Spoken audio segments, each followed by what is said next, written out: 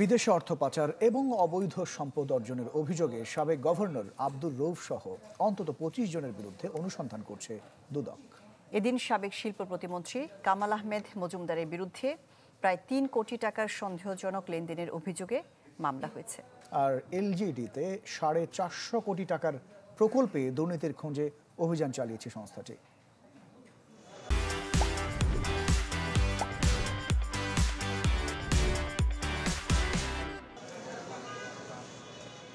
সম্প্রতি বাংলাদেশ ব্যাংকের সাবেক ডেপুটি গভর্নর এস.কে সুরের লকারে অভিযান চালিয়ে ১ কেজি স্বর্ণ, $১,৬৯,০০০, ৫৫,০০০ পাউন্ড ও ৭০ লাখ টাকার এফডিআর-এর নথিপত্র পায় দুদক। ওই অভিযানের সময় দুদকের টিম সেখানে ২৯২টি লকার দেখতে পায়। যেহেতু দুদক কেন্দ্রীয় ব্যাংকের আরও কয়েকজন কর্মকর্তার বিরুদ্ধে অনুসন্ধান করছে, তাই আদালতের অনুমতি নিয়ে সে লকার খুলতে যায় সংস্থাটি।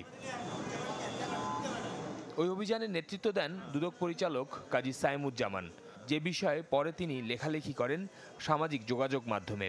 বিষয়টি নিয়ে বাংলাদেশ ব্যাংকের নালিশের মুখে সাইমুজ্জামানকে দায়িত্ব থেকে অব্যাহতি দিল দুদক।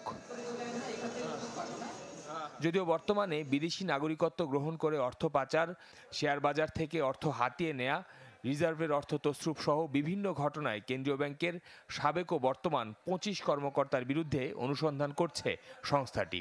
দুদকের দাবি, কর্মকর্তা বদলে প্রভাব পড়বে না অনুসন্ধান কাজে। আমরা আমাদের কর্মকর্তাকে আমরা বলেছি, প্রত্যাহার করেছি। আমরা কিন্তু বলি নাই যে আমাদের অনুসন্ধান কার্যক্রম স্থগিত করা হয়েছে। অনুসন্ধান কার্যক্রম যেভাবে আছে, অনুসন্ধান কার্যক্রম চলমান থাকবে।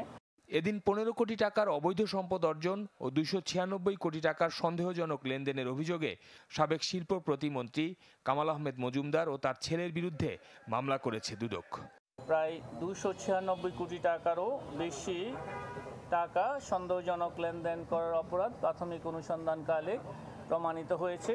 তাই তার বিরুদ্ধে দুর্নীতি দমন কমিশন আইন ২০০৪, মানি লন্ডারিং প্রতিরোধ আইন ২০১২ এবং দুর্নীতি প্রতিরোধ আইন ১৯৪৭ সংশ্লিষ্ট ধারায় মামলা রুজুর সিদ্ধান্ত গৃহীত হয়েছে। এদিকে সকালে রাজধানীর আগারগাঁওয়ে স্থানীয় সরকার প্রকৌশল অধিদপ্তরে অভিযান চালিয়েছে দুদক।